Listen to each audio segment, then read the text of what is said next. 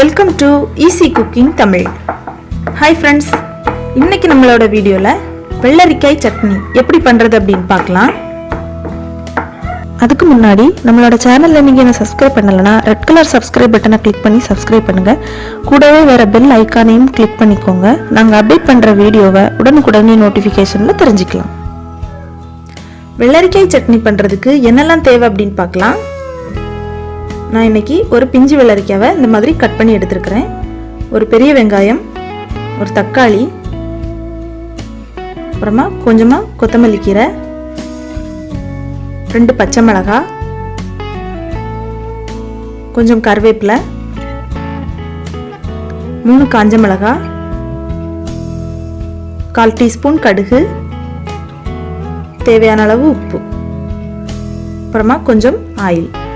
First ஒரு பேனில் கொஞ்சம் ஆயில் சேர்த்துக்கலாம். சேர்த்துட்டு ஆயில் சூடானதும் நம்ம வெட்டி வச்சுருக்கிற பெரிய வெங்காயத்தை உள்ளே சேர்த்துடலாம். அது சீக்கிரமாக வதங்குறதுக்கு கொஞ்சமாக உப்பு சேர்த்துட்டு இதை கிளறி விட்டுட்டே இருக்கலாம்.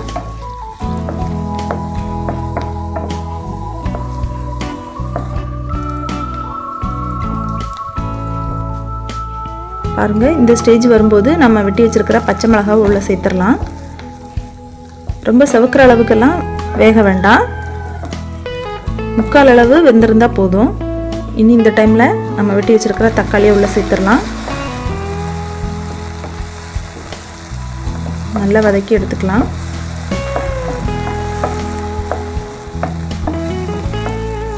பாருங்கள், இந்த ஸ்டேஜ் வரணும். தக்காளி கொஞ்சம் குழையிற அளவுக்கு வந்திருக்கு. இந்த ஸ்டேஜில் நம்ம வெட்டி வச்சுருக்கிற வெள்ளரிக்காவை உள்ளே சேர்த்துடலாம்.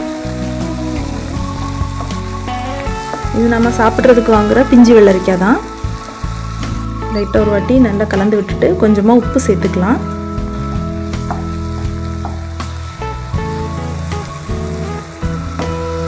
நம்ம தண்ணியில் எதுவும் வேக வைக்க போகிறதில்ல, ஃபுல்லுமே இந்த எண்ணெய் அப்புறம் வெள்ளரிக்காவில் ஏற்கனவே தண்ணி இருக்கும். அதனால் நம்ம எண்ணெயிலே இதை நல்லா வதக்கி எடுத்துடலாம்.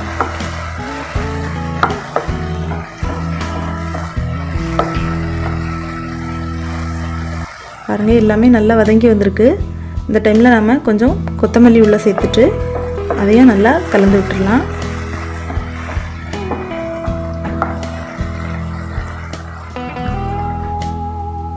அதுவும் எண்ணெயில் நல்லா வதங்கிருச்சு.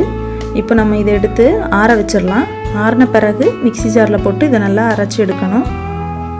பாருங்கள், இப்போ நல்லா ஆறிடுச்சு. இப்போ இதை ஒரு மிக்ஸி ஜாருக்கு ட்ரான்ஸ்ஃபர் பண்ணிடலாம். இதில் நீங்கள் தண்ணி எதுவும் சேர்க்க வேண்டாம், நல்ல பேஸ்ட் மாதிரி அரைச்சி எடுத்துக்கோங்க.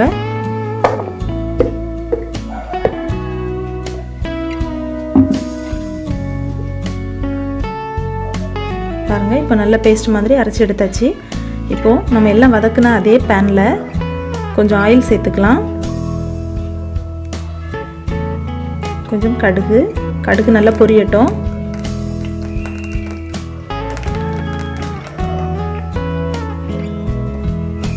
கொஞ்சம் கருவேப்பிலை ஆட் பண்ணிக்கலாம். கருவேப்பிலையும் எண்ணெயில் கொஞ்சம் நல்லா பொரியட்டு ஒரு வாட்டி கிளறி விட்டுக்கலாம்.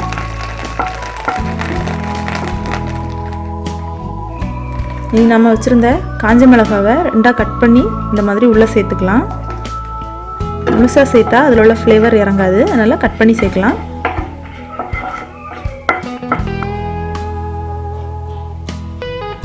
இனி நாம் அரைச்சி வச்சுருக்கிற வெள்ளரிக்காய் பேஸ்ட்டை உள்ளே சேர்த்துடலாம்.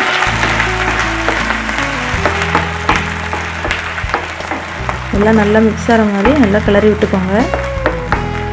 இந்த டைமில் நம்ம தீயை வந்து சிம்மில் வச்சுக்கலாம்.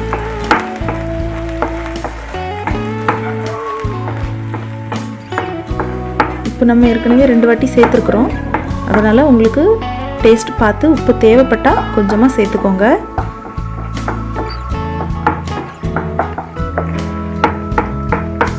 நல்லா கலந்து விட்டுடலாம்.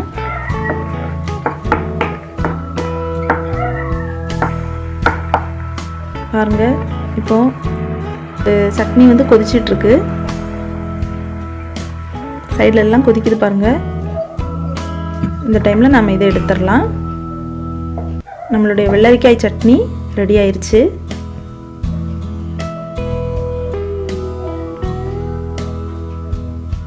அவ்வளோதாங்க. டிஃப்ரெண்டான வெள்ளரிக்காய் சட்னி ரெடி. நம்ம சாதா சட்னினாலே தேங்காய், தக்காளி, இந்த மாதிரி கொத்தமல்லி, புதினா அந்த மாதிரி தான் பண்ணுவோம். வெள்ளரிக்காய் அப்படின்னாலே நம்ம வேறு கூட்டு வைக்கிறதுக்கு எடுப்போம். பிஞ்சு வெள்ளரிக்காய்னா நம்ம சாப்பிட்றதுக்கு தான் எடுப்போம். ஆனால் பிஞ்சு வெள்ளரிக்காயில் கூட டிஃப்ரெண்ட்டாக ஒரு சட்னி பண்ணலாம்.